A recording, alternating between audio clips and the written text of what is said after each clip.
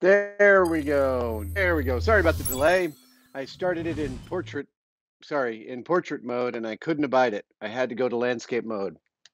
So, hello everybody. Welcome to the cave. This is another live stream. We are live. Awesome. Welcome to the live stream from my secret bunker in the Mission District of San Francisco. Um, this is, I think, for me and my family, uh, day 18 or 19 of our sheltering in place. And yeah, probably a full 3 weeks of some social distancing. And it's a thing. It's a little exhausting. Uh, but at the same time, walking around San Francisco and seeing people taking it more seriously is very gratifying and makes me hopeful that we are potentially flattening the curve. Hold on just a second. Oh, it's fair. You know what? So I tweeted about it this weekend. On Friday here in the cave, I had a shop injury. My lathe behind me. Well, there's nothing like an extended. Here, hold on. This lighting is a little. Hey, you stop that. Come on, come on. There we go. Um, there's nothing like a long period of time to yourself in a shop to make you start to take apart your tools and make them better and to repair them and improve. Hold on. Uh, um, to improve how they operate. And so I've had this intermittent problem with my lathe. Well, it's not intermittent, but it's been slowly increasing problem with my lathe for a couple of years now. And I decided to crack it open. Following all best practices, shut off power to the machine before going near it. Figured out the problem, and then as I was cleaning the machine, I tore up my middle finger of my left hand. Thank goodness, non-dominant hand. But it specifically makes it difficult to type. I'm typing with one hand, so and I type like 85 words a minute at a good clip on a good keyboard. Apple, and by the way, I'm very pleased with the new MacBook keyboard. The old one was just not good. But suffice to say, I'm typing back and forth with the comments here, and it's a little slower than I thought it would be because of my bandaged up finger. Um, let's see, what part of my shop do I want to reorganize and redo next? This is a great question. Um, the next thing I'm about to do is hold on, let's see. Actually, you know what? Here's what we can do. Ah! Oh, I spilled. It's diet soda. Diet soda doesn't make anything sticky. That's why it's so awesome. The next thing I want to do is I'm going to tram in my mill here. Um, I've taken the vise off the bed. I've run an India stone on the bed to take out any burrs. And when I'm done talking to you lovely people today, I am going to put an indicator on this on the quill, and I'm going to see if my machine is balanced. And if it's not, I will spend the time to balance it today, tomorrow. Look, I thought that fixing up my lathe would be a 1 day project, and now on my third day. However, uh, just before this started, I took apart my entire crossfeed table here. This bad boy. This is the table that feeds your tool into the spinning material that you put in your lathe chuck there. Um, I was working on it yesterday. Ah, there is somebody at my door. Hold on just a second. Maybe it's a package. You're getting a live cave feed here all of a sudden. Hold on just a second. I'm going to put that down there and deal with that later. Just a sec. Great. Just a little disinfectant from where I grabbed the package. Ooh, ooh, ooh, ow. I got a little slice in my thumb and disinfectant, the hand sanitizer, in a cut. No, definitely don't want it in there. Actually, because I've come into the shop today and this is healing so well, I've actually put a liquid barrier on it, a new skin, one of those like, what you put on the tattoo, and that's taking care of it. All right. Yes, that was so that's the next step I want to take care of in the shop. Hold on, I'm just going to clean up my diet soda here.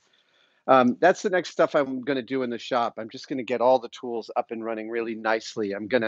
After I tram in the mill bed, uh, I am going to make my bandsaw a little more smooth running. Uh, I looked up.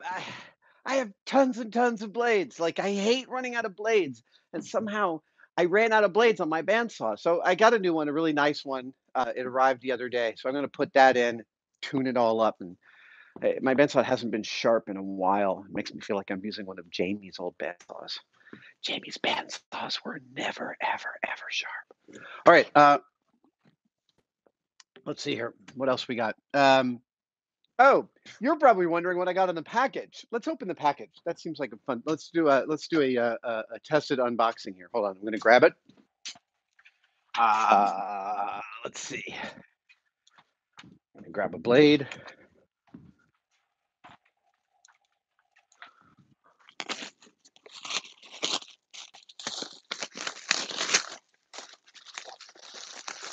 What is it? What could it be? Ah, you stay put. All right. Let's see. What did I get?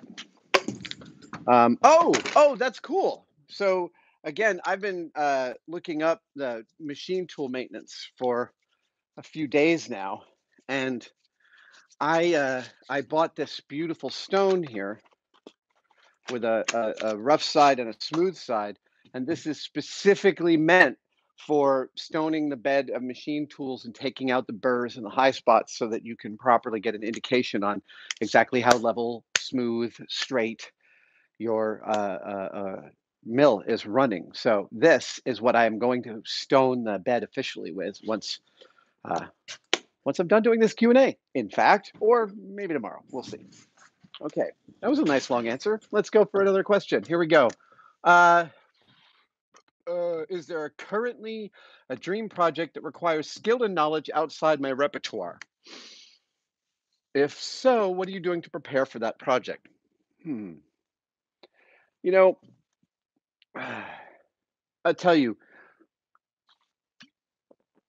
because I'm all about the spacesuits, the most difficult part about spacesuit replication is the mirrored visors. The gold of the visors of NASA spacesuits that you see, that is actual gold. It's 24 karat gold, and when you apply it in a thin, like vacuum metallized submicron layer, you can actually see right through it, and it cuts out all the UV, and it's really neat. I have an actual gold visor. I actually have one here. Uh, this one, I actually bought this one from Chris Gilman at Global Effects, and uh, this is one of the visors from Ad Astra. So let's see. I can actually show you that you can see right through the visor. So here we go. We're going to go like this, and you can see that you can see me. Oh, wow. Oh, that's really cool. Okay, so you can see that you can see me right through the visor. It's not perfect, but you actually can. So replicating, vacuum metallizing, non-trivial. It's not a process that I'm thinking about bringing into the shop. I feel like it's pretty toxic, but I'm not exactly sure. I haven't really examined the practicalities of doing it myself, but the fact is finding somebody that can do it is difficult. And when you do find people that can do it, it's often quite expensive. But that's like a skill I don't yet have and still trying to find. If I found someone that could do it, I'd probably just hire them to do it. You're asking a fundamentally different question about, are there any skills I'm planning on learning? I am planning on getting better at sewing. I'm inspired by Ryan Nagata and his beautiful spacesuits. In fact, his Apollo A7L, that is my favorite suit, is sitting on my pool table right now. And I've been I've been dreaming about this specific sewing machine. It's a more industrial sewing machine. My Janome 3000 is fabulous, but over the past couple of projects, I've certainly experienced some of its limits, and I've been hearing about the rigor of professional sewing machines that makes me feel like that might be the next step for me to actually really start to do some layout. I'm also thinking about replicating some non-canon spacesuits, shall we say? Non-canon means it's not on anyone's franchise. I've been thinking about making some from inspired by Mobius drawings, like some of the characters that populate the background of Jean Giraud, Mobius's comic books are wearing things that I'd love to build. I have a whole folder of phone pictures I've taken as I've gone through my Mobius collection. So getting better at sewing so I can make my own suits, that's definitely something. In terms of doing an accurate pattern replication, I still am going to farm that out to the experts, people like Maggie Heyman, who did the beautiful orange Aces suits for me a couple summers ago and is still working on stuff with me. Like she's brilliant at that, and a good someone who's excellent with costuming is like I'm still going to collaborate with them, but I'd like to get a little bit better. All right, let's see here.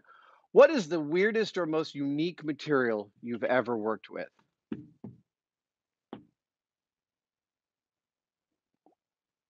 Mm. All right, let's take a little trip. Um, this is a, oh wow, it's almost like my thing becomes a selfie stick. Look at that. I never thought. I never thought I'd be holding such a thing. All right, here we go. Over here we have warthog poo. I think, yeah. So Jamie and I did an episode about polishing turds. See, when I worked in special effects, I worked on a lot of movies that were not amazing films. That's just part of the cost of business. You work in the film industry, much of the stuff you're going to work on isn't something to write home about. It's just the nature of the business is a lot of chaff to the wheat, as it were. Um, and so when you're building and putting all your energy into a beautiful spaceship for a movie that's a dog, you, and I don't mean to denigrate dogs in any way, but when you're doing that, you are we call it turd polishing.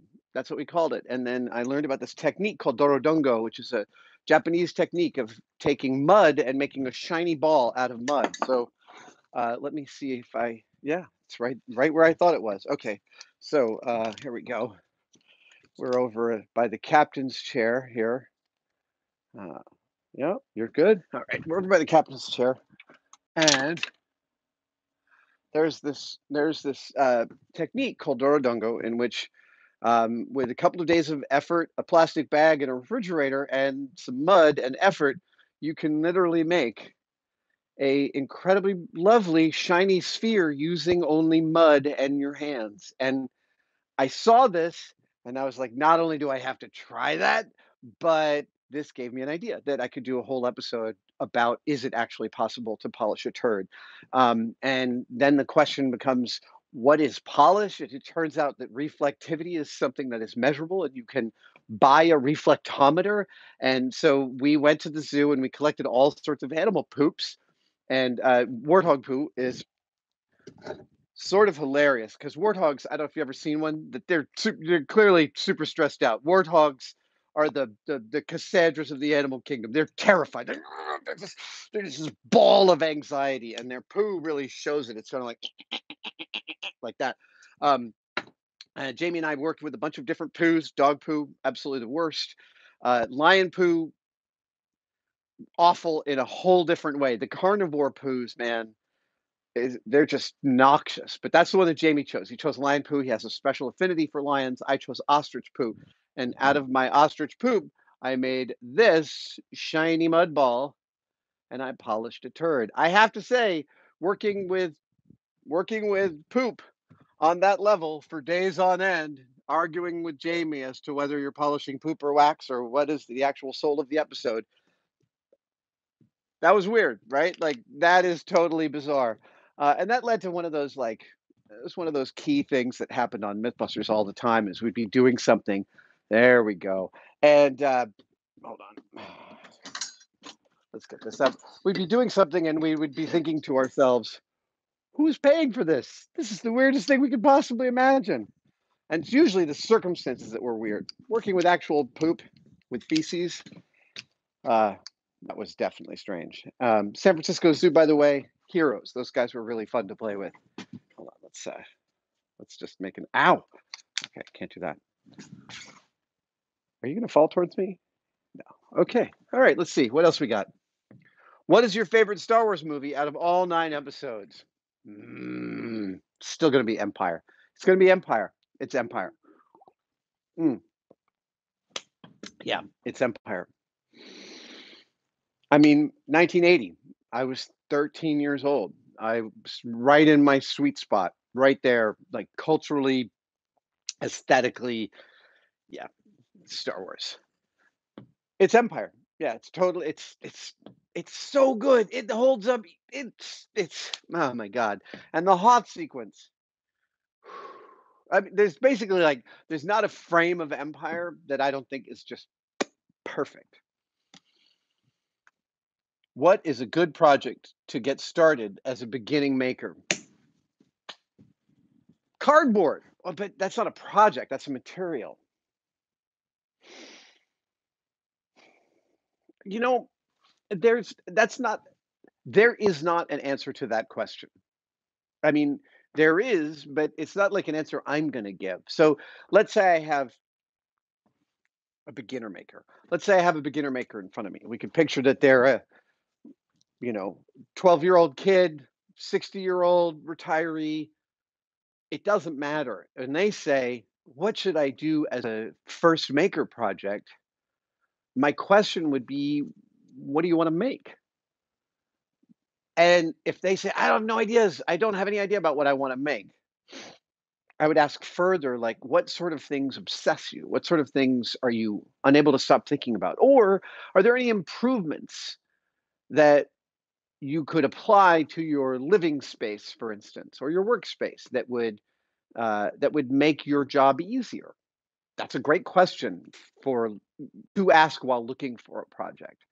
Uh, and as you drill through this stuff, see, I think when someone says, "I have no ideas about what I want to make," I I don't think that's exactly true. I don't think they're lying to me or to themselves, but I think that they're holding back something. And I think that what they're holding back is I think there is stuff that they're thinking about, but they're thinking that's too dumb. That's too ridiculous. Like you might be thinking, "Oh, I like movies, but and if I could wait, I mean, it may be that your first project you're thinking of is way too big. Like I want to make a Doctor Strange costume."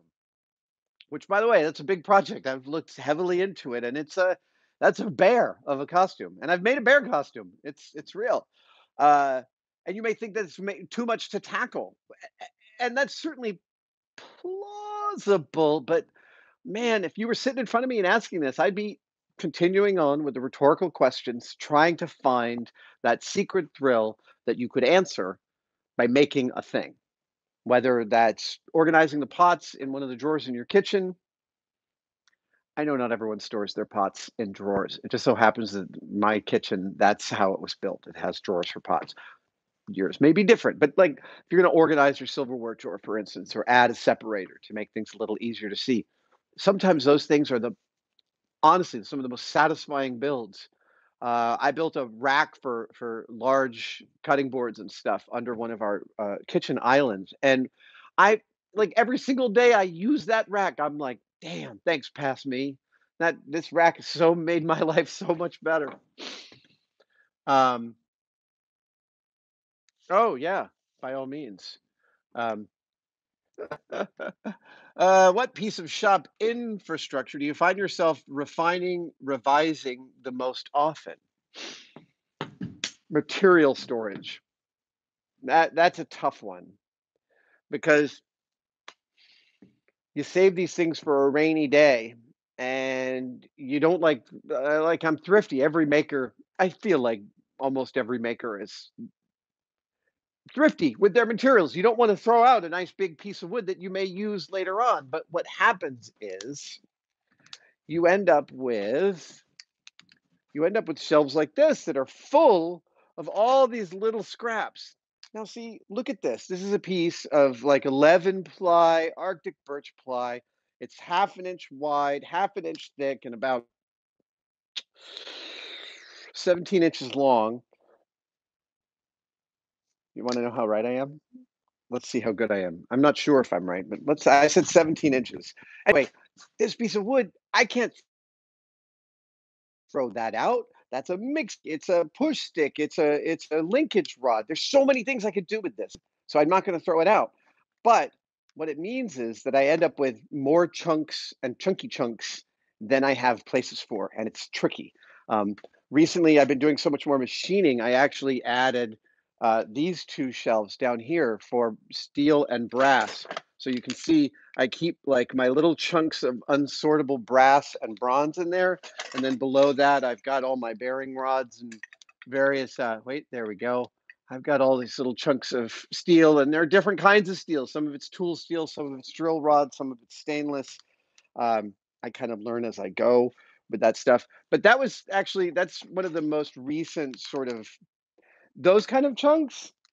Those I from Tom Sachs, I call those tasty chunks because they're tasty. Like you open up a drawer like this and you pull out a little thing like this, and well, that's a lovely little piece of bronze right there. That's sweet.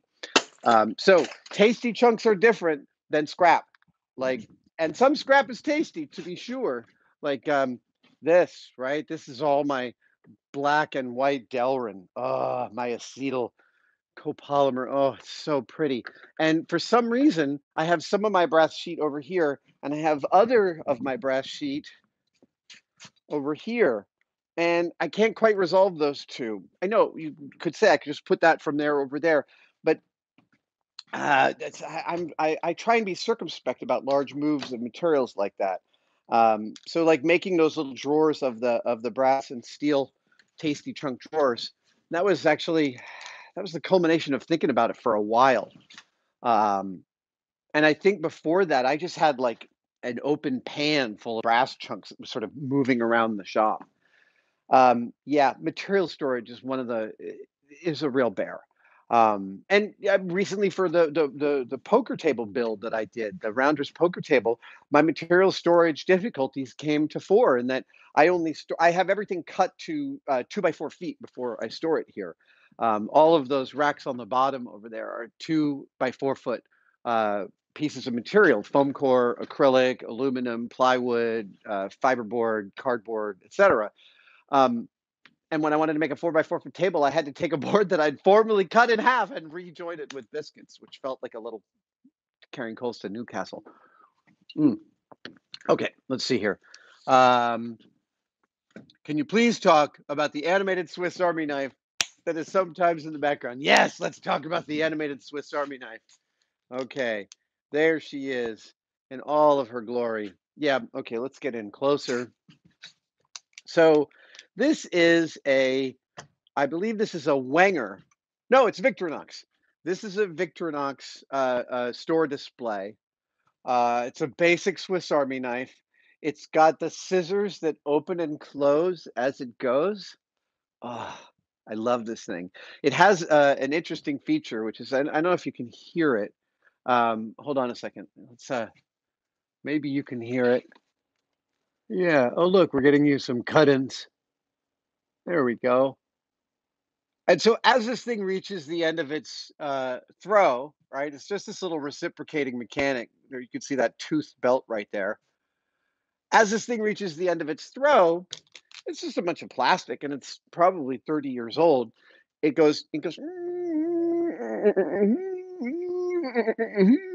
as it does that little, as I'm working on the lathe sometimes, which is right where this is where it's above, as I'm working on the lathe sometimes, I sometimes think that I'm hearing chatter on the thing that I'm actually cutting in the chuck, but it's only the Swiss Army knife. I never get upset at the Swiss Army knife because, well, this is the shrine to the original, the OG multi-tool.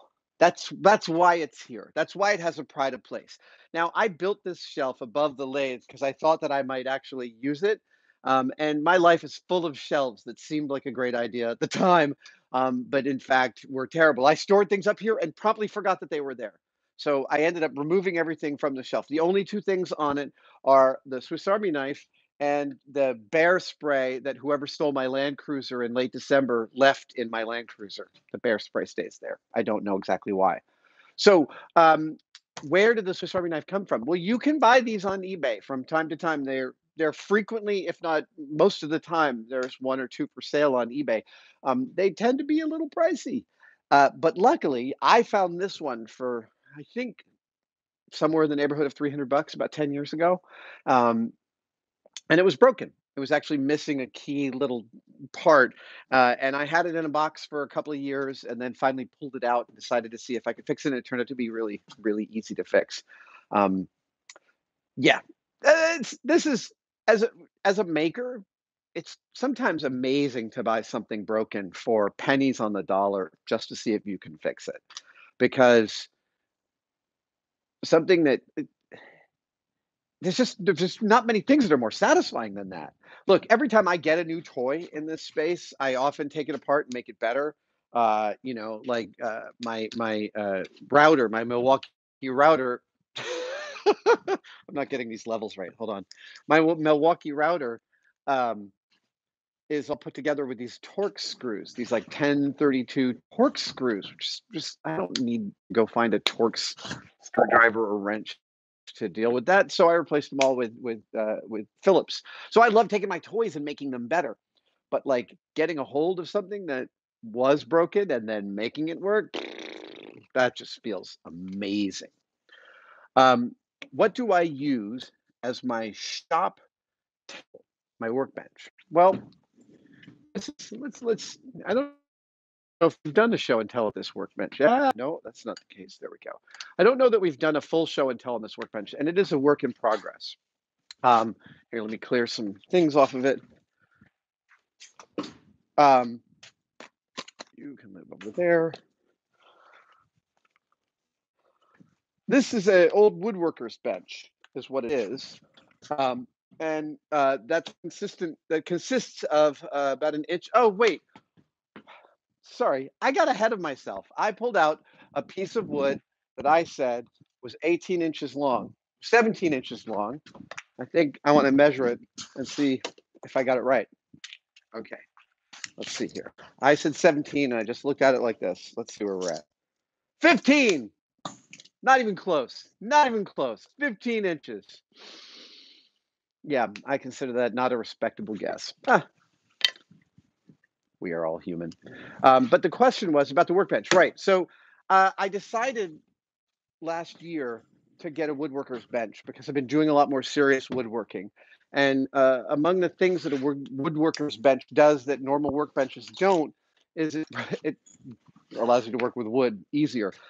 So one thing that it has is a bench dog system, and that is holes in the workbench that uh, you can put stops into, like here.